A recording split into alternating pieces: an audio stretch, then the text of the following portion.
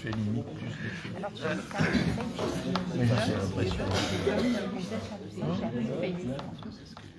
l'année dernière. Bon, après, c'est qui fait Qu'est-ce que ça compte? Mais tu sais, après, Mesdames et messieurs, bonsoir. Je déclare ouvert ce conseil municipal du 16 octobre 2023. Nous devons nommer un secrétaire de séance. Est-ce qu'il y a un ou des volontaires? Bernard Bourbeau. Personne d'autre qui est d'accord pour que Bernard Bourbeau soit secrétaire de séance et qui s'abstient, qui compte? Je vous remercie.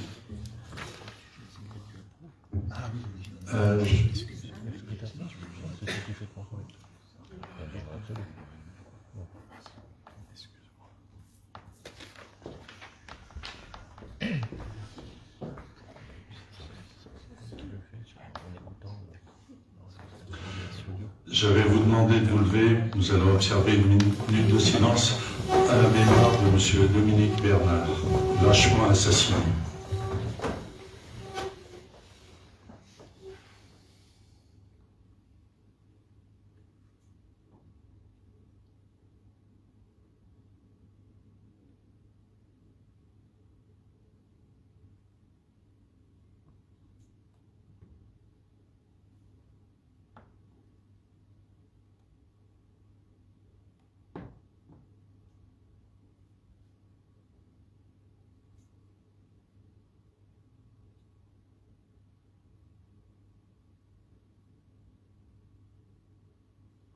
Je vous remercie.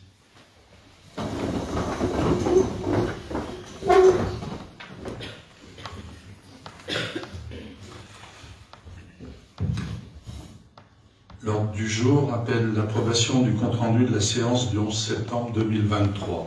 Avez-vous des observations à formuler sur ce compte-rendu? Des questions à poser? Qui est pour son approbation? Qui s'abstient? Qui est contre? Je vous en remercie.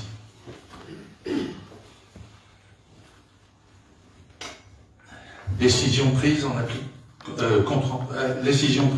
en application de l'article L 2122-22 du CGCT. Je donne la parole à Blandine Bamet-Monfray. Oui, donc bonjour à tous déjà. Comme on fait régulièrement, je dois vous faire un détail des investissements et des choses qui ont été faites sur une période. On sait ce qu'on fait régulièrement, donc là, cette fois-ci, c'est sur la période du 22 juin 2023 au 9 octobre 2023. Donc vous aviez 3 pièces jointes à la convocation concernant cette délibération. Donc je vais vous faire le point sur tous les investissements qui ont été faits sur cette période-là. Donc à l'opération informatique mairie, il y a eu des dépenses pour 8 535 €.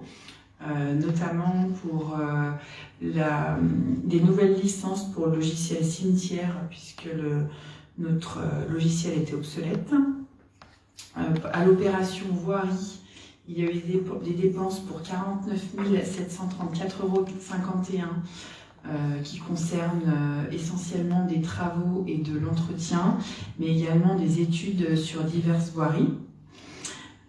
L'opération espace vert urbain, on a eu des dépenses pour 15 372 € qui concernent une facture, c'est la création de jardins à l'EHPAD.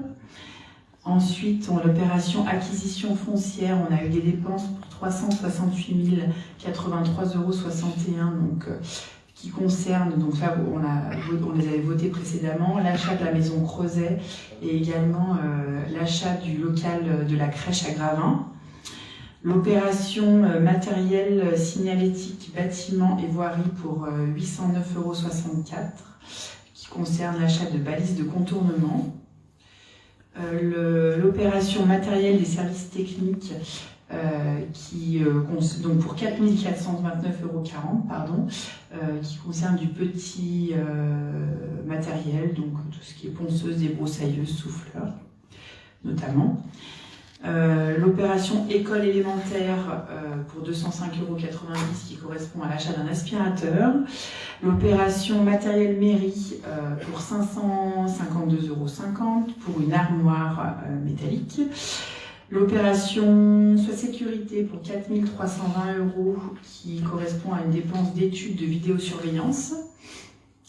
L'opération espace culturel pour 4 115,99 € qui concerne l'alimentation d'éclairage chimique. L'opération travaux bâtiment mairie pour 10 379,02 € qui concerne les portes qui ont été remplacées.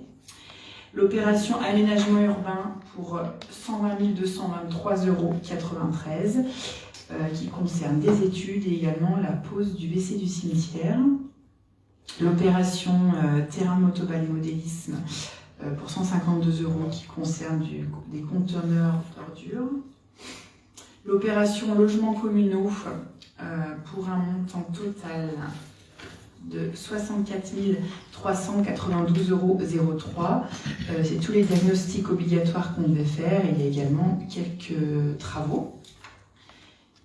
L'opération bâtiment foot, 1272 € qui concerne des poses de grilles de défense. L'opération pôle jeunesse pour 7200 €, donc il s'agit des frais d'études.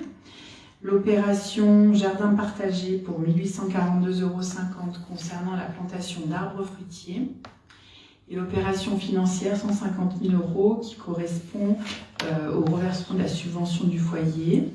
Donc, ce qui fait un total général sur cette période-là de 811 620 € et 3 centimes. Voilà pour les dépenses d'investissement. Ce qu'on a également, ce que vous avez également en pièce jointe, c'est des transferts entre chapitres. Puisque en juillet 2023, je vous rappelle qu'on avait voté une subvention de 100 000 € au Jardin d'Anne, à l'EHPAD. Et en fait, cette subvention, donc forcément, elle n'était pas prévue au budget, c'est pour ça qu'on vous l'a fait voter, qu'on avait besoin d'une délibération. Et en fait, le chapitre 65, où est imputée cette subvention, n'est pas assez approvisionné dans notre budget pour pouvoir la payer. Donc en fait, il manque environ 77 000 € pour que ça passe. Donc en fait, c'est des jeux d'écriture avec d'autres chapitres qu'on avait surestimés. Donc on a pris dans les chapitres 11, donc dans le compte 606-13, on a pris 18 000 €, 615-21, 9 000 €, 615-221, 10 000 €, 606-32, 5 000 €, 611, 20 000 €, 62,88, on a pris 15 000 €. Donc ce qui correspond à 70, la somme de tout ça, ça fait 77 000 € qu'on a basculé sur le chapitre 65 pour qu'on puisse verser la subvention au Jardin d'Anne. Voilà, et également je vous fais part d'une préemption qui a été faite sur la maison Pommier pour un renouvellement urbain. Et le but c'est de redynamiser le centre-bourg. Donc voilà, sur ce qui a été fait sur cette période-là. Donc est-ce qu'il y a des questions? Donc je disais délibération sur ce que j'ai évoqué. Pour la maison Pommier, il n'y avait pas eu quelqu'un qui devait l'acheter pour un assureur, non? C'est pour ça qu'il y a une préemption. Patrick va en dire. À un moment donné, enfin, je laisse parler. Oui, à un moment donné, on s'était dit, puisqu'un assureur s'installe, finalement, ça reste dans le commerce et ça reste dans le centre-bourg, donc c'est bien. Mais là, visiblement, c'est lui qui s'est désisté. Non, c'est bien qu'il y a le droit de préemption avant même qu'il intervienne en acquisition du bien. En fait, ce n'était pas un assureur, c'était une autre activité.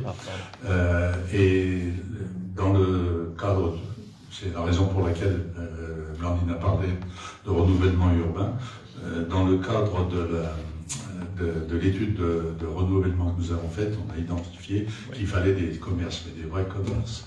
Donc on va essayer d'amener des vrais commerces dans le secteur, puisque une des une des préconisations des concepts qui est le bureau d'études spécialisé en commerce était de dire il faut recentrer le commerce dans le centre-ville. Et le centre-ville, il est un petit peu place de l'église. En revanche, il s'est déplacé autour de ce secteur de la caisse d'épargne, on va dire, et la continuité ira sur Gravin. Donc c'est créer réellement un commerce le long de la nationale des commerces à ce niveau-là, puisque c'est le centre-ville, de ne pas trop faire de commerce autour de Leclerc pour éviter de désertifier le centre-bourg et d'en ramener ici. Donc ça rentre bien dans cette perspective de préconisation des bureaux d'études. Merci. Est-ce qu'il y a d'autres questions par rapport à l'investissement ou autre? Le jardin, l'EHPAD, En fait, c'est pas le jardin, le terme est mal adapté, c'est un espace de promenade et d'agrément pour les résidents de l'EHPAD dans le terrain que nous avons acquis à côté. Donc derrière, chez Bruno, entre Bruno et la rue de la Gare. Donc on a réaménagé un petit peu, aménagé une descente, et autour des arbres qu'on nous a, parce qu'on nous les a un petit peu massacrés, ça c'était pas prévu, mais en revanche de faire un espace où les chariots puissent rouler pour que les résidents puissent aller derrière. Dans un cadre qui est somme toute assez agréable. Donc, je vous lis la délibération. Donc, Monsieur le maire fait part à l'Assemblée des décisions prises en l'application de l'article L 2122.22 du Code général des collectivités territoriales. Des pièces jointes présentant le détail de ces décisions sont transmises avec la note de synthèse. Donc, le Conseil, après délibération, tout prend acte des décisions prises du 22 juin 2023 au 9 octobre 2023 en l'applique de l'article L 2122.22 du CGCT, qui est pour prendre acte de cette délibération. Merci. Alors, j'ai un petit peu oublié les excusés. Sébastien Meunier donne pouvoir, vous les excusez, donne pouvoir à Florence Ducotet, Sandra Dorier donne pouvoir à Jean-Christophe de Cavel, Michel Piret donne pouvoir à Christian Dugelet, Cindy Meyer donne pouvoir à Julie Lafleur, et il me manque Maurice Dédier qui donne pouvoir à Bernard Gros. Excusez-moi. Nomination de voirie. Alors, en fait, ce sujet était à l'ordre du jour la dernière fois, donc on va essayer d'arriver à nommer ces voiries. Il expose qu'il est nécessaire de proposer une nomination des voies non encore nommées à ce jour par la commune. En effet, il y a lieu de donner un nom à des rues pour permettre notamment d'améliorer la sécurité des secours pour les pompiers. Le conseil municipal doit donc se prononcer sur ces nominations desservant de nouvelles ou d'anciennes habitations. Un dossier est joint en annexe. Après présentation du dossier, le conseil municipal se prononce favorablement sur les nominations des rues telles que présentées. Alors, on va vous passer les rues, mais au préalable, je voudrais vous préciser que ces nominations sont devenues nécessaires encore plus, et notamment les voies privées. Aujourd'hui, nous avons la possibilité et on va dire l'obligation de nommer même les voies privées afin de permettre aux postiers de pouvoir amener le courrier sans risque d'erreur et surtout aux services de secours d'intervenir au plus près des incidents éventuels. Donc après avoir nommé les rues, on mettra des numéros sur ces rues qui seront repris sur le logiciel base adresse, un logiciel national, pour lequel on mandatera peut-être la Poste de nous aider et qui permettra d'avoir réellement une identification complète de toutes les voiries où il y a des habitations, y compris les voies privées. C'est la raison pour laquelle on commence par celle-là qui est aujourd'hui une voie privée, puisque c'est dans le secteur du Cartelet 2, on va dire, où il va se faire 32 logements normalement. Et cette voie qui est perpendiculaire à la route de Bel Air, eh bien, on vous propose, alors, c'est arbitraire, hein, mais le cartelet 1, le cartelet de l'autre côté, ils ont pris des noms de poètes. On a dit, tiens, on va prendre des musiciens, donc on vous propose Jean-Baptiste Lully pour cette voie, si vous ne voyez pas d'inconvénient. Si vous en voyez un, vous faites une autre proposition. Non. Des observations? Dans le coin, là, on va essayer. Alors, la perpendiculaire, on ne va pas la nommer tout de suite, parce qu'elle sera structurante, et elle est en prolongement de la rue de la Fontaine du cartelet 1. Donc, l'idée, c'est que ça se continue, et il restera les deux voies en impasse un peu. Oui? Oui, éventuellement, j'aurais une observation, c'est de continuer par des personnes qui font de la poésie, mais peut-être mettre une femme, puisqu'il y avait déjà pas mal d'hommes sur les rues qui sont au début du cartelet. Une observation toute liminaire, il n'y a pas de nécessité de parité dans les noms de rues. Après, on fait comme on veut. Oui, mais c'était juste pour être un peu subversif. Et comme il n'y a pas beaucoup justement de poétesses, j'avais pensé à André Chédid. André Chédid, qui n'est pas très connu, mais C'est voilà. Mais voilà, après. comme vous voulez. Moi, alors, Non, ouais. alors, j'ai pas vérifié si de l'autre côté il y avait que des hommes, mais on peut, parce que après, c'est vrai que dans les noms de rue, il faut se méfier. Tu peux éteindre ton truc, et puis après je te resterai la parole, mais ça évitera le lancer. Il y a des femmes poétesses, il y en a beaucoup. Alors il faut se méfier de pas donner ou ce sont des noms locaux, donc ils sont forcément pas connus. Quand c'est pas très connu, ça pose des questions. Mais après, moi je suis ouvert à tout. Mettre une femme, pourquoi pas. Il y a George Sand, il y en a d'autres. Voilà. D'autres observations sur cette nomination? C'est la grand-mère Ouais. de... La mère.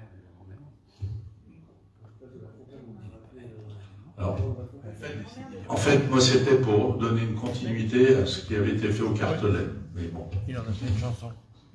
Il en a fait une chanson.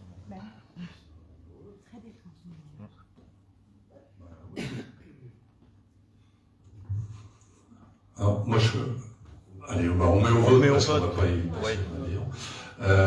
Alors, sachant que dans ce cas précis, on n'a pas demandé l'avis des gens. Alors voilà. Dans ce cas précis. Oui, il n'y a pas d'avis de la. Non, il n'y a pas un avis du promoteur et des futurs occupants.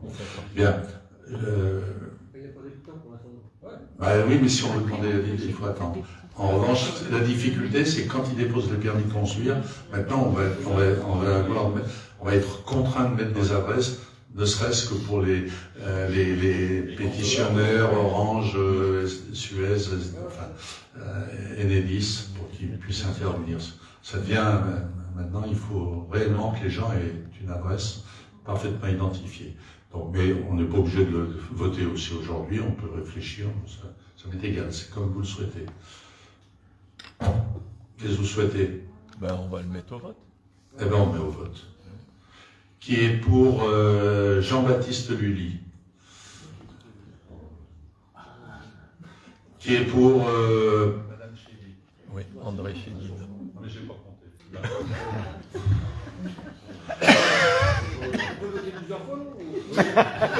On peut. Si tu veux le bulletin secret, on peut mettre le bulletin secret. Mais si on fait pas avec nous, on écouterait. Tu vas assumer le choix d'un nom, quoi.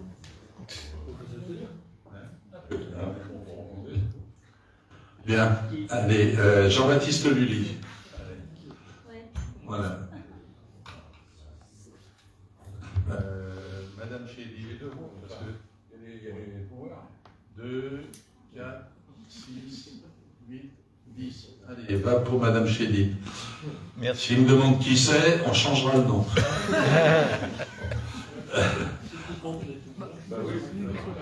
Ah, pardon. Qui est-ce qui... Alors, revotez les pouvoirs. Toi, t'en as un. Toi, t'en as un. Toi, t'en as un. T'as voté comment, toi? Oui, tu sais même pas qui c'est, mais t'as voté. Donc, ça change pas le résultat. Ça Oui, et fait puis moi deux j'avais un plus pouvoir aussi, pour- puis j'avais un Et pouvoir deux, aussi. bon, ça change pas le résultat. Lui en perd.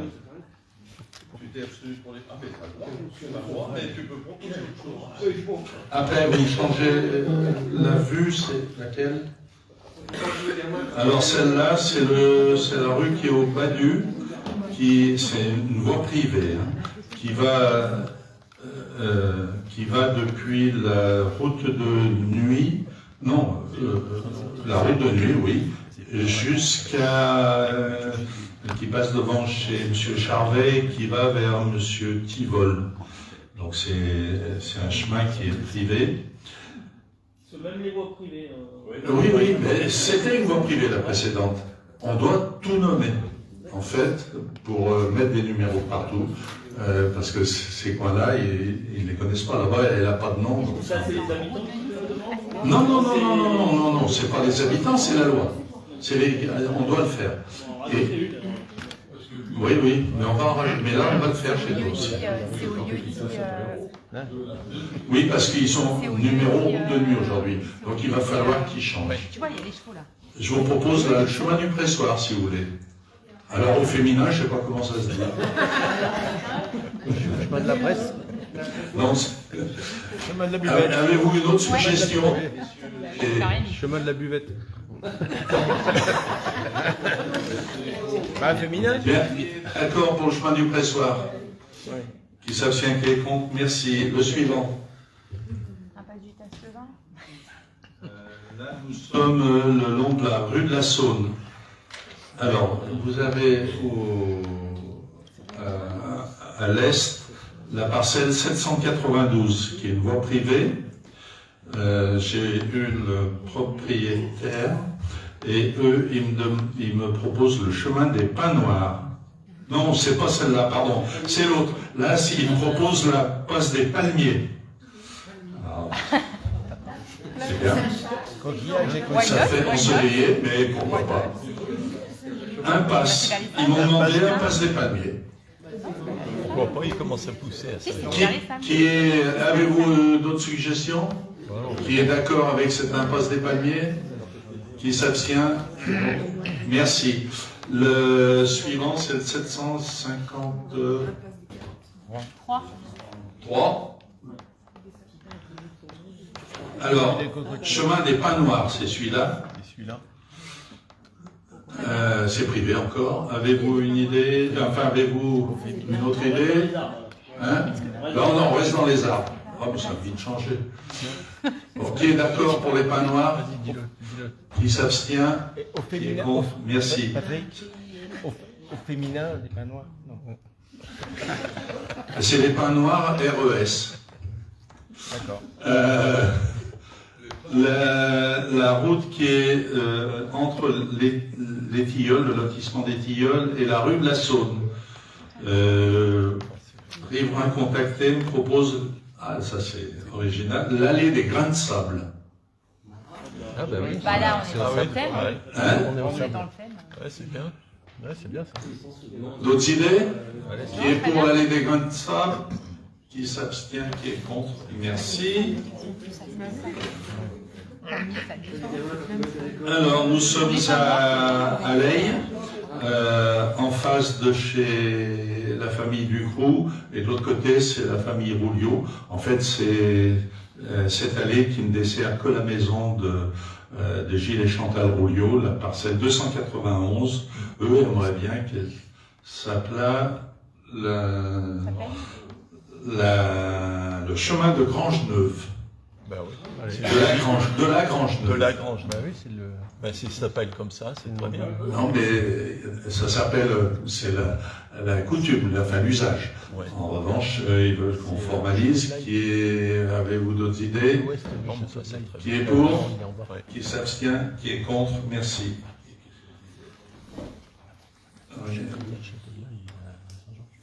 Oui, mais alors, en face, alors, en fait, la ferme en face s'appelle ferme de Montplaisir, mais ça, on ne le change pas, on le garde pour qu'elle s'appelle ferme de Montplaisir, et la route qui note, c'est le chemin de l'Aïle. Donc on peut pas mettre Montplaisir, on peut juste dire que c'est la ferme de Montplaisir. On peut pas, chemin de l'Aïle, voilà.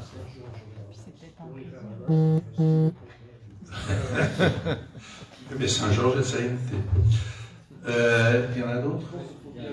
Dernier. C'est laquelle? Non, c'est moi. Attends,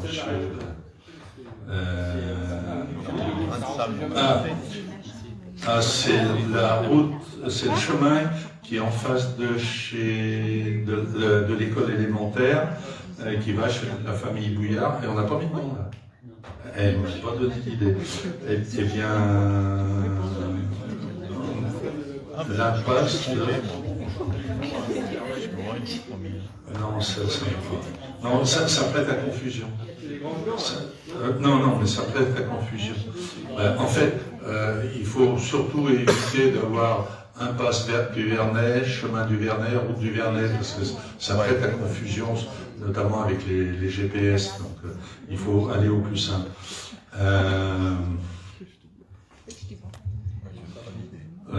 Non, là, les serpents déjà. Les bouillards, on l'a pas, mais en route. Mais on les a. On le nommera la prochaine fois. Allez. Ouais. Ou impasse des garçons à ce moment-là. Parce qu'on parle français. Moi, je dirais de la garçonnière. Hein? Pour être trop féminin, je dirais de la garçonnière. Impasse des garçons, ça fait un peu plus lourd. Impasse des garçons? Qui est pour l'impasse des garçons? Oui. Oui. Enfin, je les connais et je sais ce qu'ils vont me dire. Vous voulez qu'on le mette la prochaine fois? Vous voulez qu'on le mette la prochaine fois? Allez, on met la prochaine fois. Et sinon, les garçons, c'est plus bien. Mais on va en avoir encore. Oui, parce que là, les résidences ne sont pas prononcées. Oui, ce serait bien qu'ils se prononcent. Alors, merci. Et pour votre participation, tarif location d'espace culturel. Je vous propose, nous avons réunion mercredi soir avec les associations, donc on va leur présenter des choses et je vous propose que nous reportions ça à la réunion du prochain conseil qui aura lieu le 13 novembre. Voilà. Ensuite, nous ne passons pas tout de suite aux questions diverses puisqu'on vous a envoyé un ordre du jour complémentaire, modification statutaire de la communauté de communes Saône-Beaujolais au 1er janvier 2024. Je vais vous lire le texte de la délibération, en principe tout est dedans. Voilà. En matière de procédure, l'article L 5211-17 du CGCT fixe les règles relatives aux modifications statutaires des EPCI qui doivent recueillir l'accord de l'EPCI et de ses communes membres dans un délai de 3 mois, dans les conditions de majorité qualifiée, à savoir 2/3 des communes représentant la moitié de la population totale concernée ou la moitié des communes représentant 2/3 de la population totale, avec de plus l'accord obligatoire de la commune dont la population est la plus nombreuse si celle-ci est supérieure à 1/4 de la population totale de l'EPCI pour les EPCI à fiscalité propre. Les transferts et restitutions de compétences s'effectuent selon la même règle.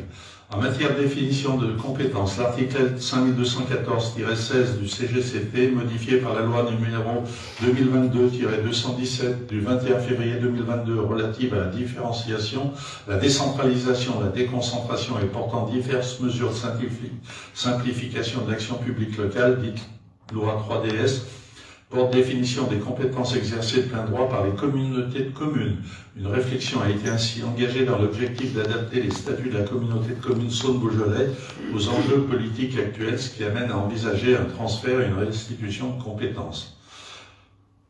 Appelé transfert de compétences des communautés à la communauté de communes. La loi NOTRe prévoit le transfert obligatoire des compétences eau et assainissement aux communautés d'agglomération et communautés de communes au 1er janvier 2020, avec un report possible de cette échéance pour les communautés de communes au 1er janvier 2026, ce qui est le cas pour la CCSB. Au-delà de la contrainte réglementaire, Le transfert des compétences constitue à moyen et long terme une opportunité à l'échelle du territoire communautaire d'harmonisation et d'amélioration de la qualité de service. Qui est-ce qui dit ça? D'harmonisation des tarifs et de la mutualisation des investissements sur les nets de mise en œuvre d'une vision intégrée et globale du cycle de l'eau. Donc c'est la CCSB ou la loi NOTRe? C'est la loi NOTRe. On reprend un texte. Non, mais ça, c'est dans le texte ou pas? Bon, si c'est dans le texte, on le lit. Les enjeux d'un transfert de compétences sont nombreux. Enjeux de gouvernance, technique, financier, humain. Un tel projet nécessite donc d'anticiper et de disposer des outils nécessaires à des prises de décision éclairées. En particulier, il apparaît déterminant de disposer d'études de schémas directeurs qui constitueront un socle de base essentiel pour définir les moyens humains, techniques et financiers nécessaires au fonctionnement du futur service d'eau et d'assainissement intercommunal.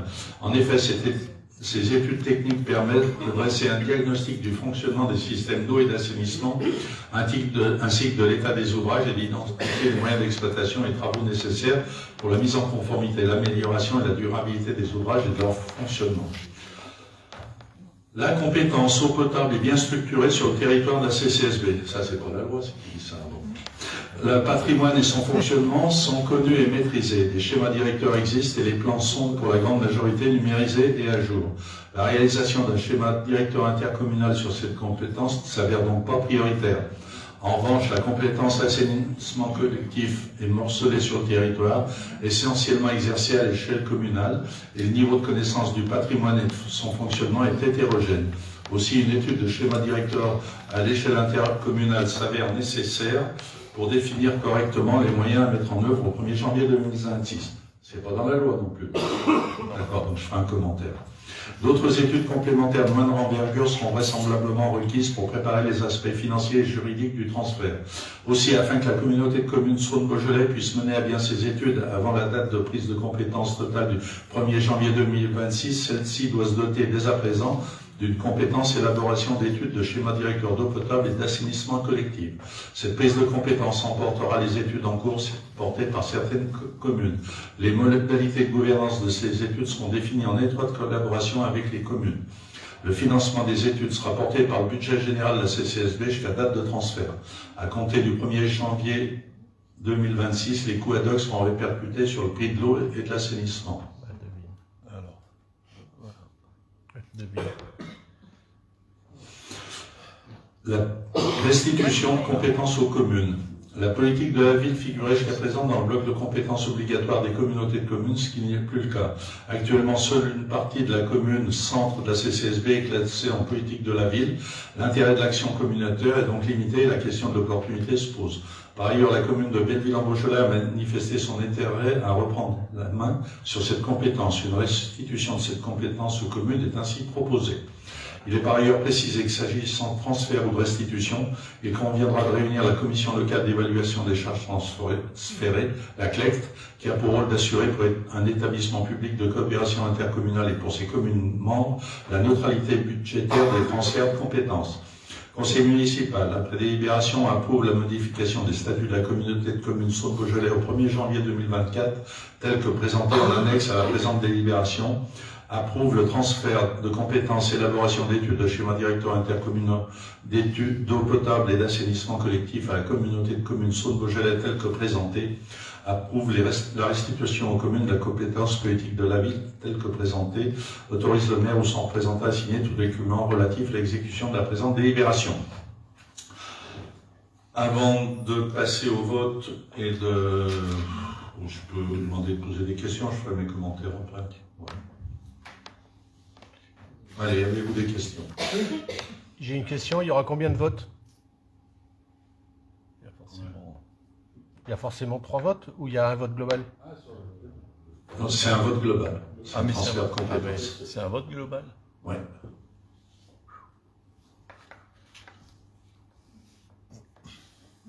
Alors, je vais vous poser la question différemment. Quelles sont vos réticences à voter globalement? Par exemple, il y a-t-il un point pour lequel vous soyez d'accord et un point sur lequel vous ne seriez pas d'accord? Tout à fait, il y a un point sur lequel je suis d'accord et un point sur lequel j'approuverai pas.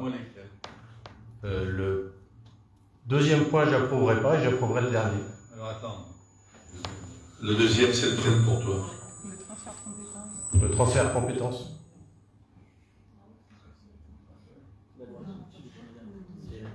Le transfert de compétences, tu l'approuverais ou pas? Non. Et en revanche, la restitution de compétences aux communes? J'approuverai. Voilà. D'accord. Donc, j'aimerais bien qu'il y ait 3 votes. Alors, est-ce que tel que c'est présenté, c'est pas possible, mais tel qu'elle est, en fait, là, on ne refait que reprendre. Si tu veux, le vote a eu lieu à la CCSB, on fait reprendre ce vote. Donc, alors, soit exprimez-moi vos réticences, et puis après, j'essaierai d'apporter des réponses. Si je suis contre le transfert de compétences, c'est que moi j'estime qu'on n'a pas à transférer la compétence assainissement de Saint-Georges à la communauté de communes. Pour autant, j'estime qu'il serait intéressant pour Saint-Georges de reprendre la compétence politique de la ville et de ne pas se laisser, entre guillemets, mener en bateau par la CCSB. Mais là, c'est pas nous dont il s'agit, c'est Belleville. Parce que c'est Belleville qui est en politique de la ville. D'accord. Et ils l'ont pas sur tout le territoire. Ah, parce que c'est pas clair que c'est applicable à Belleville. Oui. D'accord. Nous, la politique de la ville nous appartient. Ça n'appartient pas à la CCSB. D'accord. Ok.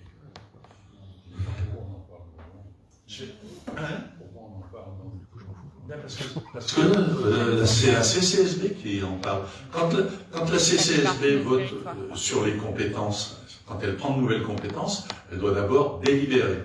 Et après, toutes les communes doivent délibérer. Et dans les 3 mois. Si on ne délibère pas dans les 3 mois, ça veut dire que c'est un vote, c'est un accord. Et après, en fonction du nombre de gens qui ont voté contre, ce sont les majorités qualifiées que j'ai exprimées au début, que j'ai lues au début, qui décident si c'est accepté ou pas. On parle de la politique de la ville dans ce texte-là. Parce qu'ils ont balayé plusieurs choses. C'est tout. Ouais, enfin, si je suis cohérent avec mon avis, pour Belleville, je vote la même chose que pour Saint-Georges. Donc je ne veux pas voter l'approbation des 3 points. Quoi. Alors maintenant, je vais essayer de vous dire pour quelle raison. Vas-y. Le transfert de... non. Le transfert de compétences donc pour l'assainissement, ça peut être un avantage. C'est qu'on envoie le problème chez à la communauté de communes, quoi. Oui. On sait comment c'est. Allez, je vais être plus explicite si vous le permettez. Tout d'abord, je vais vous dire que... Attends. Attends. Ben oui, bien sûr. Les ordures. Pareil que les ordures. Je l'ai lu tout à l'heure. De toute façon, la loi NOTRe, elle dit que la compétence est transférée au 1er janvier 2020. C'est pas logique. La compétence, la loi NOTRe prévoit le transfert des compétences eau et assainissement aux communautés d'agglomération et communautés de communes au 1er janvier 2020. Il y a eu une disposition qui a été prise un peu avant les élections de 2020, disant que si les communes votaient contre, ça serait transféré au 1er janvier 2026. Et sur notre secteur, la majorité des communes ont voté contre le transfert de l'eau potable et contre le transfert d'assainissement. Par conséquent, c'est transféré au 1er janvier 2026. Et dans tous les cas, quel que soit notre vote de ce soir, au 1er janvier 2026, la compétence eau-assainissement sera transférée à la CCSB. Sauf à ce qu'il y ait une nouvelle loi qui dise l'inverse. On est bien d'accord? Donc aujourd'hui, le vote, il n'est pas sur dire on transfère ou on ne transfère pas la compétence eau-assainissement. La compétence eau-assainissement, nous l'avons jusqu'au 1er janvier 2024. Elle est juste de dire on transfère à la CCSB la compétence schéma directeur eau potable, schéma directeur assainissement au 1er janvier 2024. C'est ça? Non, là, dans le texte. On la transfère tout. Voilà, à partir du 1er janvier 2024. Ça veut dire que, en fait, il y a une certaine logique. La communauté de communes prenant la compétence au 1er janvier 2026, Il faut qu'elle se prépare pour assumer cette compétence. Et l'étude du schéma directeur permet d'avoir une meilleure connaissance du territoire. D'ailleurs, quand ils parlent de connaissance du territoire, ils disent pas les communes, vous connaissez pas votre territoire en matière d'assainissement. C'est pas du tout ce qui est dit. C'est pour la communauté de communes. Nous, aujourd'hui, le schéma directeur d'assainissement est lancé par le syndicat mixte Centre Beaujolais. D'eau potable, pardon. Il est lancé par le syndicat mixte des eaux du Beaujolais et on est en cours. Je participe à ce suivi, au comité de pilotage. Pardon? Alors, il y en a plusieurs syndicats mixtes. Il y a le SIEVA, il y en a plusieurs. En ce qui concerne l'assainissement, nous avons lancé notre propre schéma directeur. Ce schéma directeur, il est en cours, on est à la phase 3, on est presque au bout, il nous reste les études de ruissellement. Donc on va le terminer assez rapidement. Aujourd'hui, il est financé par l'agence de l'eau pour partie, et on aura un fonds de concours de la CCSB pour le ruissellement, puisque ça dépend du syndicat de rivière, donc on s'est arrangé un petit peu avec eux. En revanche, c'est nous qui le suivons. On a ce schéma directeur nous permet d'avoir une bonne connaissance de notre secteur et surtout de définir les travaux que nous allons faire dans le futur. Ce schéma directeur, la communauté de communes ne va pas le relancer. Elle va le prendre, ils l'amenderont s'ils veulent ou ils ne l'amenderont pas. En revanche, ils vont l'intégrer. Il y en aura suffisamment à faire qui sont un peu vierges aujourd'hui pour ne pas vouloir trop en faire. Par conséquent, les conclusions de notre schéma directeur qui est en cours d'être réalisé, qui est fait très sérieusement, une personne compétente de chez Safège, donc il n'y a aucune raison qu'il soit remis en cause. En tout cas, c'est celui qui nous permet de faire nos travaux aujourd'hui. Nous allons prochainement entamer les travaux d'assainissement de la route de Bel-Air. Derrière, nous allons entamer la rue du Beaujolais. Après, les vignerons, le chemin des vignerons et la route de nuit d'abord, puis ça remonte. Voilà. Donc, on a un gros programme d'investissement dans le futur. Ce que dit Franck est assez exact. C'est vrai que ce gros programme d'investissement, il sera financé non pas par la CCSB, mais il sera repris par la CCSB et payé sur le prix de l'eau. Alors, après, ça sera payé de façon intercommunale. Donc, le danger, contrairement à ce qui est dit au début, parce qu'on nous enfume avec la loi, contrairement à ce qui est dit, c'est qu'il y aura des coûts, forcément, tout le monde va vouloir que son assainissement soit refait, mais ils n'auront pas la capacité à tout refaire en même temps, donc ça se fera au fil de l'eau. Et pour nous, tout ce qui sera fait, sera fait, en matière d'assainissement. Et puis le schéma conduira, c'est la raison pour laquelle nous poursuivons nos travaux d'assainissement, qui sont contraignants, parce qu'on massacre des routes, on fait, mais bon, derrière, ça permettra à nos réseaux de mieux fonctionner, et on va faire des travaux également sur la station d'épuration. On a d'autres idées en matière d'amélioration de la qualité et de nos réseaux. Voilà ce que je voulais dire déjà sur ce point-là. Ensuite, pardon, oui, quand ils disent que la compétence est morcelée sur des territoires exercés à l'échelle communale, niveau de connaissance est hétérogène, etc. Oui, la CCSB ne connaît pas parfaitement. Il y a des syndicats qui ont... Le SIEVA, par exemple, c'est un syndicat d'assainissement. Donc lui, il le gère déjà à l'échelle de plusieurs communes sur le territoire de la CCSB. Voilà. Après, je suis bien d'accord avec toi, sur Belleville, la restitution de la compétence, nous, je ne vois pas pourquoi on s'y opposerait. Oui, enfin, on s'en fout pas, mais à la limite, c'est plus logique. Ils l'ont sur une partie autant qu'il est de partout.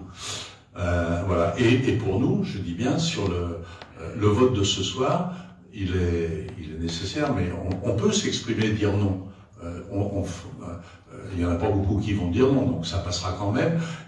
Mais dans tous les cas, je ne vois pas pourquoi nous dirions non sur le schéma directeur et d'assainissement et d'eau potable, étant donné qu'ils sont démarrés aussi bien sur le secteur du syndicat que sur l'autre. Donc nous, ça ne va pas vraiment nous impacter. Le seul risque qu'on peut avoir, c'est que le schéma directeur d'assainissement, à partir du 1er janvier, les coûts soient repris par la communauté de communes, mais qui seront refacturés après aux consommateurs. Alors la seule chose qui sera à craindre dans le futur, c'est ce que nous avons vécu sur sur les ordures ménagères, c'est que le jour où le territoire dira on va tous payer la même chose sur notre eau potable, on va payer le même prix de l'eau, le même prix de l'assainissement, il va y avoir un équilibrage qui va se faire, qui ne sera pas forcément dans notre défaveur, peut-être un peu parce que dans toute... il y a la part, dans les contrats aussi bien assainissement que eau potable, il y a la part délégataire qui est prise dans l'abonnement et dans le comptage, enfin dans le prix au mètre cube. En revanche, il y a la part collectivité. Et là, la collectivité peut décider d'augmenter ou diminuer, ou d'équilibrer. Et il peut y avoir un jeu de siphon qui fait que, au bout du compte, on soit lésé comme nous l'avons été sur les ordures ménagères. Ok, merci. C'est à peu près clair. Et est-ce que ça vous convainc, parce que sinon, si vous dites, moi je suis en porte-à-faux, je ne peux pas voter pour la première et lui pour la deuxième, enfin, si je suis en contradiction, il vaut mieux s'abstenir ou voter contre. Ça ne change rien. Au bout du compte, ça ne change rien. Et je ne me fais pas trop d'illusions sur le vote demain. Mais on peut exprimer sa différence. Moi, si j'étais convaincu que ça mérite, je vous le dirais clairement. Là, je vous dis, c'est un combat d'arrière-garde si on fait ça. Autant il faut se battre pour dire je ne transfère pas l'assainissement, mais c'est une loi. Donc on n'a pas le pouvoir de réagir là-dessus. On a le pouvoir de s'exprimer malgré tout, de dire qu'on ne serait pas d'accord, mais c'est qu'on est contre cette loi. Cette loi, elle peut changer, mais bon, aujourd'hui on a un gouvernement qui l'a confirmé, donc lui il est là jusqu'à 2027, donc en 2026 ça m'étonnerait que ça change. CCSB aura la compétence, ça sera aussi un budget à part Oui, c'est un budget à part. Oui, c'est un budget à part. C'est un budget complémentaire. Mais c'est un budget complémentaire qui sera sur 35 communes. Donc les travaux les travaux, c'est chacun son tour. Oui. Alors, et moi, je connais des communes qui n'ont rien fait depuis des années. À cause de ça? Non. Non, un peu, mais je ne pense pas que ce soit un bon calcul dans la commune. Il faut faire ses travaux quand on le fait. De toute façon, si tu n'as pas les moyens de les financer, tu peux emprunter. Oui. Et la CCSB, quand elle va reprendre la compétence, elle va reprendre les emprunts. Oui. Donc, ça ne change pas vraiment fondamentalement. Et au bout du compte, qui paye, ce sont les contribuables. Ce sont les utilisateurs, ce sont les usagers. Oui, mais on peut s'inquiéter de nos contribuables, quoi. Moi, je m'en inquiète, mais là, aujourd'hui, on peut s'en inquiéter jusqu'au 1er janvier, jusqu'à 2026. C'est le 1er janvier, d'ailleurs, on sera toujours là le 2 janvier, j'espère, pour tous. Mais bon, après, c'est la loi. Voilà. Qu'est-ce que je peux dire d'autre là-dessus? Je ne sais pas si vous avez des questions. Oui, ce que je... Si la compétence politique de la ville, ça c'est... La compétence, c'est gérer ta ville. Alors eux, en fait, politique de la ville, ça fait que ils ont des quartiers. Donc ils ont des subventions pour gérer les quartiers. Ça s'appelle politique de la ville, c'est ça. Il y a Beaujeu et Belleville qui sont en politique de la ville.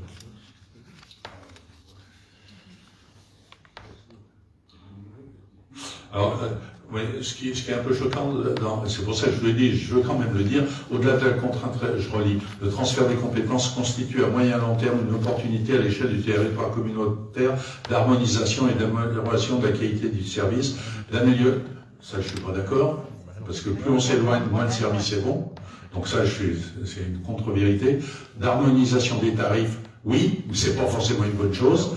Et de mutualisation des investissements, ça aussi, l'expérience prouve, ça entraîne une inflation des coûts, en général.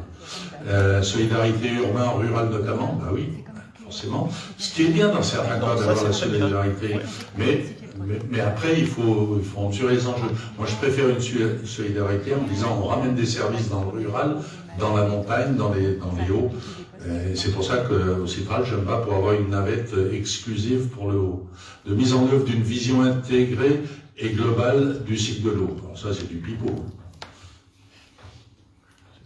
Voilà. Merci. Vous êtes d'autres questions ou on passe au vote? Alors, j'aurais juste une petite remarque. Pardon. Oui, j'aurais juste une petite remarque. Donc là, on a reçu un document donc, de la communauté des communes de Saône-Beaujolais avec définition des statuts.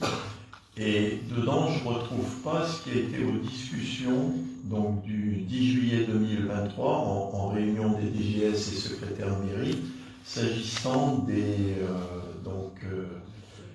actions en faveur des modes actifs. Et ce que je ne retrouve pas, c'est études et mise en œuvre des schémas directeurs mode doux, participation à la construction, aménagement et entretien de pistes cyclables, intérêt communautaire. Donc, alors, la réunion des, je vais te donner mon opinion claire, comme je la sens. La réunion des DGS, des secrétaires de mairie, c'est un truc occulte. Hein. Ce sont les élus qui doivent commander. Alors eux, ils peuvent faire des propositions, mais ça les regarde. oui, alors... C'était simplement un document de travail, c'est uniquement de l'information. C'est-à-dire pour ne pas être dépossédé non plus trop de l'information quand administrativement nous derrière on doit gérer, c'était une présentation un petit peu globale. Et c'est pas du tout, on n'a pas du tout à se prononcer, nous effectivement. On n'est pas là pour décider, on est là pour mettre en œuvre. C'est pas à propos de ce vote de toute façon, Ah non, c'est non, autre non. chose. Hein, puisque la mobilité. Oui, c'est autre chose, mais on l'avait avec l'ensemble des documents. Ouais. Voilà. C'est pour information. Oui. De temps en temps, ça leur fait plaisir de se faire dossier. Oui, mais je le fais quand même remarquer parce que c'est plus dans le document qui sera signé au 1er janvier 2024, alors que je trouvais intéressant qu'on soit justement aidé dans tout ce qui va être mode doux de la commune. Dans tout ce qui va être mode doux de la commune. Donc, en principe. En principe, c'est voilà, en principe, oui. On ne le retrouve pas dans ce document. Voilà. Ben, celui-ci, là. Sur les statuts Ben, ils ont déjà la compétence vélo, là. C'est quoi? ben oui, mais pourquoi il n'est pas dans... Ah, mais dans la définition des statuts. Oui. Ça, c'est autre chose. Ben oui, mais ils reprennent bien. Ils parlent des déchets, mais ils reprennent ce qui Existe. Les déchets, les trucs, ça existe, ça. Donc on va pas détailler là-dessus. Ça sert à rien. Ok. Mais ça a déjà été voté, ça, c'est. Oui. C'est acquis. D'accord, c'est acquis, mais il n'y a pas les modes doux dedans. Dans celui-ci, le document. C'est un sujet, c'est un document qui regroupe tout. Ouais. Non, mais en fait, on appelle ça statut, c'est pas vrai. Ah, mais tu veux dire de leur réunion? Oui. Mais c'est un document de travail, c'est ce que je te dis, ça sert à rien pour l'instant. Tant qu'il n'est pas validé. Ok, c'est bon. Leur process. Oui, parce que là, ils parlent du sport, ils parlent de plein de choses, mais ils reprennent les statuts. Et il faut bien intégrer ce qu'on vote aujourd'hui dans les statuts. Donc, il vous écrit la trame pour Il bien faut voir. juste qu'il n'y en a pas un qui soit oublié après, c'est tout. On est d'accord ou pas là? Non. On travaille sur les modes doux. Non, mais là, ce soir, on ne parle pas de ça. Mais tu veux dire, mais par ailleurs, on travaille sur les modes doux, mais les modes doux, c'est la phase 2. La phase 1, elle est actée déjà. Ok. C'est la phase 2, c'est celle qui est sur les autres communes qui n'étaient pas, il y en a 29, je crois, qui n'étaient pas dans le premier schéma. Et nous, on est dans le premier schéma. Là, c'est le deuxième schéma. Ok, merci. Ah. Et notamment, il y a la voie du Taco qui va de Beaujeu à je sais pas où, là. Montsol. À Saint-Lager, d'ailleurs. Bien. On passe au vote? Ouais. Alors, jour libre à la délibération, si vous êtes gentil. Donc, on va juste voter on va juste voter pour l'accord ou pas. Et de ces deux points, donc approuve la modification des statuts, le transfert des compétences, la restitution commune de la compétence politique de la ville telle que présentée. Alors, je ne vois pas pourquoi on est aux communes, puis c'est à une commune. Hein? Donc, c'est une connerie. C'est le principe. Bon, nous, on a déjà restitué. Voilà. Qui est pour l'approbation de ce texte, cette délibération, telle que je vous l'ai lue, qui est pour l'approbation? Alors, je compterai les autres. Qui s'abstient? Alors, 2, 4, 5, 6 abstentions, représentant, il y a 3 votes. 2. Alors, 4 voix de plus. 4 voix de plus. Qui est contre? Voilà. Donc, est-ce qu'on peut considérer que les autres ont voté pour? Oui. Hein?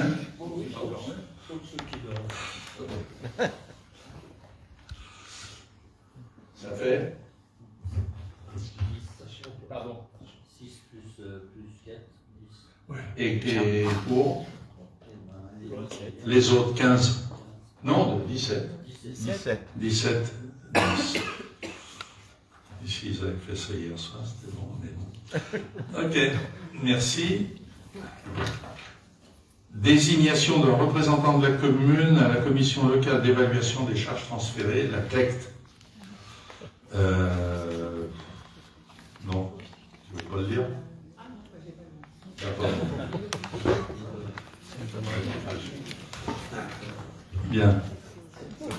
Vu la loi numéro 2015-991 du 7 août 2015 portant nouvelle organisation territoriale de la République et notamment son article 35, vu la loi numéro 2022-217 du 21 février 2022 relative à la différenciation, la décentralisation, la déconcentration et portant diverses mesures de simplification de l'action publique locale, dite loi 3DS, vu le Code général des collectivités territoriales, notamment les articles L 5211-17 et L 5214-16, vu le Code général des impôts et notamment l'article 1609 non-C, le maire rappelle au conseil municipal qu'en application des dispositions du 4 de l'article 1609 non-C du CGI, une commission locale d'évaluation des charges transférées CLECT doit être créée entre la communauté de communes et ses communes membres afin d'évaluer les transferts de charges induits tant par des transferts de compétences des communes à la communauté que par d'éventuelles restitutions de compétences de la communauté aux communes. La CLECT doit être composée de membres des conseils municipaux des communes membres, étant précisé que chaque conseil municipal dispose d'au moins un représentant.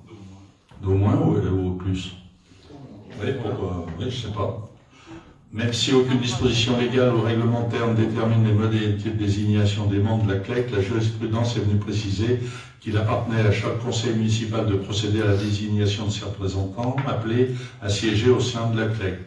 En application des dispositions précitées lors de sa séance du 6 juillet 2023, le Conseil communautaire de la communauté de communes Saône-Beaujolais a décidé de la création d'une commission locale d'évaluation des charges transférées entre la commune notée et ses communes membres et a fixé la composition de la commission locale d'évaluation des charges transférées à 35 membres à raison de 1 membre par commune.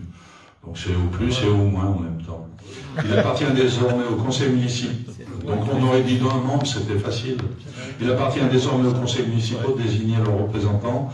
Compte tenu de l'ensemble de ces éléments, le conseil municipal, après délibération, désigne Patrick Bagdasarian en tant que membre de la CLECT, représentant de la commune de Saint-Georges-de-Renins, autorise le maire à signer tout document relatif à l'exécution de la présente délibération. Merci Blandine. Avez-vous des questions? Je proposerais qu'on vote un suppléant. Ah, c'est cool. Oui, pourquoi pas. Mais je ne sais pas si c'est prévu. C'est pas prévu. Ouais, c'est vrai. C'est une bonne idée. Il apprend l'avenir. Ouais, on saute. Ouais. Je ne suis pas sûr que ce soit possible. Ce qui est bête, quand même. De toute façon, le jour où il n'est pas, tu mettras le t-shirt.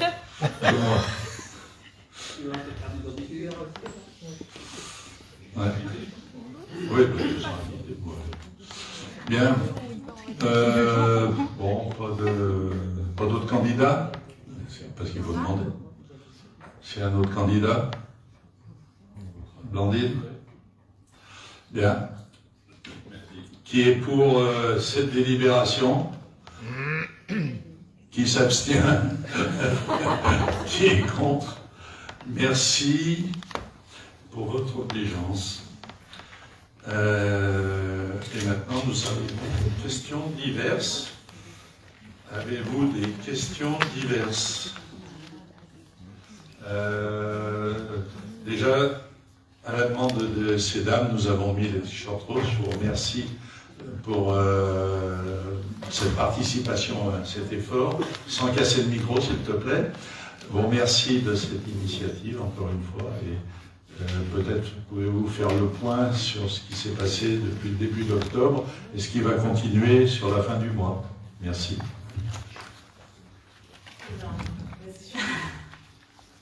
Alors, il y a 2 événements qui ont déjà eu lieu pour le mois rose, Octobre Rose. Donc, il y a la marche qui a eu lieu le 7 octobre. Et ce week-end, donc samedi, les ateliers beauté bien-être. Donc, oui, je vais en parler. Donc, les deux événements ont très bien fonctionné. Donc, on est très contents. On remercie tous les participants. Et donc effectivement, le 7 octobre, il y a également la boucle rose organisée par les motos beaujolaises qui a aussi très bien fonctionné. Donc on était très contents de cette arrivée en moto voilà, qui a donné un peu de peps à la mairie de Saint-Georges. Donc voilà, les 3 principaux événements qui ont déjà eu lieu. Donc ce week-end aura lieu du 20 au 22 octobre l'Endurocarp, qui se tiendra au lac de Boitray. Donc n'hésitez pas à aller voir les pêcheurs, je pense qu'ils seront contents d'avoir un petit peu de monde. À cette occasion, donc le 21, donc le samedi, aura lieu des balades à Poney et en calèche. Donc ça a lieu de 14h à 17h au lac de Boitray, en même temps que l'Endurocarp. Les pêcheurs ont accepté et ont gentiment accepté d'accueillir les poneys et les calèches. Donc le prix du tour en calèche en poney est de 5 € et c'est entièrement reversé, donc je tiens bien à le dire, c'est entièrement reversé à l'association Courir pour elle. Donc après le 22 octobre, il n'y aura plus d'événements, on clôturera donc Octobre Rose. Néanmoins, il y a toujours jusqu'à fin octobre sur le site de la mairie de Saint-Georges le bandeau 1 j'aime 1 €. Il faut absolument aller sur le site de la mairie de Saint-Georges, aimer la publication et la partager. Et c'est uniquement les j'aime sur la page de la mairie de Saint-Georges qui sont pris en compte. Page Facebook. Donc c'est important. Et autre chose, il y a aussi jusqu'à fin octobre chez les commerçants, donc organisé par l'UCA, les tirelires. Donc c'est pareil, c'est jusqu'à la fin octobre. Donc n'hésitez pas à aller mettre une petite pièce dans la tirelire et à acheter des petits rubans. Voilà. Et juste donc remercier encore une fois les services techniques qui ont décoré le village. C'est vraiment grâce à eux qu'on a toujours notre très bon point qui est copié dans d'autres communes. Donc voilà, ils ont fait du très beau travail. Et remercier également Émilie qui s'occupe de faire des très belles affiches pour préparer les événements et qui sont partagés sur la page Facebook de la mairie de Saint-Georges. Donc voilà, et panneaux pocket. Donc n'hésitez pas, il y a encore quelques événements donc, ce week-end et toujours les petits à côté, les tirelires et les publications un j'aime 1 €. Voilà. Oui, je vais me permettre d'ajouter que, remercier le président de la pêche, Jean-Pierre Sucetto, et Alexandre Chassibou qui se sont beaucoup investis. En fait, l'Endurocarp, chez eux, c'est une tradition. Et d'ordinaire, eh bien, ça aide à faire vivre l'association. Ils ont consacré cette manifestation pour Octobre Rose. Je crois que c'est un geste magnifique qu'il faut signaler et sur lequel il faut insister. Alors, ils vont refaire un autre Endurocarp, certes, mais quand bien même, c'est pour ceux qui y vont, ils savent ce qu'il en coûte pour eux, et je tiens à ce qu'on insiste. Et la meilleure façon de les remercier, ça sera d'aller les voir ce week-end. Alors, juste aussi une précision donc, sur l'Endurocarp. Il faut savoir donc, que c'est eux qui ont entièrement organisé cet événement et que toutes les inscriptions, c'est comme tous les événements, toutes les inscriptions, tous les bénéfices, enfin tout l'argent récolté pour les inscriptions est reversé entièrement à Courir pour elle. Ils ne font aucun bénéfice sur cette grosse manifestation qui demande beaucoup d'investissement. Donc effectivement, on les remercie.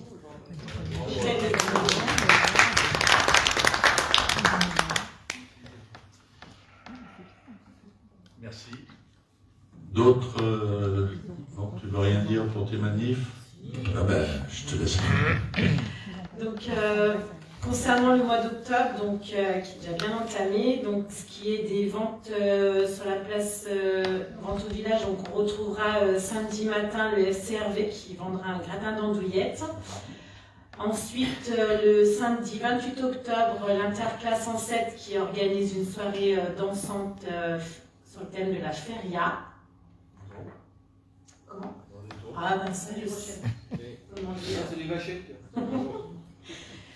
Et le samedi 28 octobre, la classe 74 aussi qui nous proposera boudin-boulette sur la place du marché. Ensuite, le mardi 31 octobre, il y aura, donc c'est Halloween, donc sous les écoles et l'association des familles organisent différentes manifestations. Donc on pourra avoir un peu plus de détails d'ici quelques temps. Donc il y aura un Halloween tour dans le parc et une boue apparemment. Voilà. Sinon, après, un peu plus tard, courant le mois de novembre, le 12 novembre à la Pirogue, il y aura lieu un thé dansant qui sera organisé par le CEPA. Donc les cartons d'entrée seront bientôt en vente. Voilà. Le 12 novembre. Et oui, et aussi oui, le 4 novembre, le Beaujolais Fest à la salle de la Pirogue.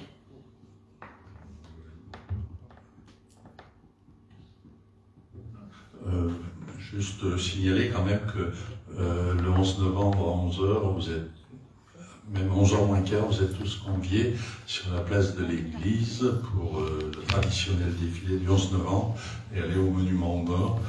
Nous aurons, je pense, avec nous les enfants du conseil communal qui seront à nos côtés, et puis j'espère que nombreuses seront les personnes qui nous accompagnera dans cet instant de commémoration. On a bien besoin peut-être de se retrouver à l'unisson pour marquer notre respect à cette mémoire qui, pour certains, fait défaut. Le premier conseil communal des enfants s'est réuni ce jour en mairie. Moi, je voulais présenter Émilie qui est dans le public. Donc, pour ceux qui ne la connaissent pas.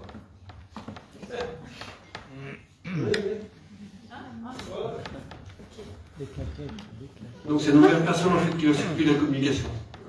Donc là, maintenant, elle est plus en. Donc, c'est plus une personne qui est en alternance, mais c'est une personne qui est à temps complet. Donc, tout ce qui est communication et aussi donc, pour le développement de la culture. Aussi, ouais. Présente-toi. Ouais. Eh ben, je m'appelle Émilie. Ça fait entre 10 et 15 ans que je travaille dans la communication, plutôt communication digitale. Voilà, j'ai travaillé pour des industries, des agences de com. Et là, c'est la première fois que je travaille pour une mairie. Mais voilà, je suis enthousiaste. Il y a plein de choses à faire, il y a plein de choses à mettre en place, il y a plein de choses à optimiser. Voilà. Merci. Merci. Merci. Avez-vous d'autres questions diverses?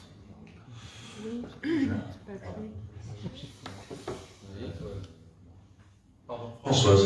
Ça va être un peu répétitif, mais le portillon hier à midi était fermé. Portillon du parc. On peut rien faire pour. J'ai dit tout à l'heure. On en a parlé tout à l'heure en adjoint, on ne sait pas pourquoi on va. Il l'a fermé hier à midi.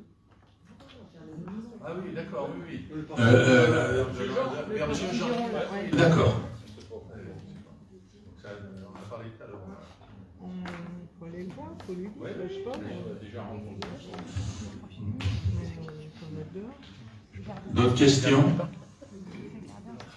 Alors, si vous n'avez pas d'autres questions, le prochain conseil municipal aura lieu le lundi 13 novembre 2023 à la même heure, 19h30, si ça vous convient toujours. Eh bien, je déclare clos ce conseil municipal du 16 octobre 2023 et vous remercie pour votre présence et votre participation active. Bonne soirée. Oui, il faut faire une photo. D'accord. Merci.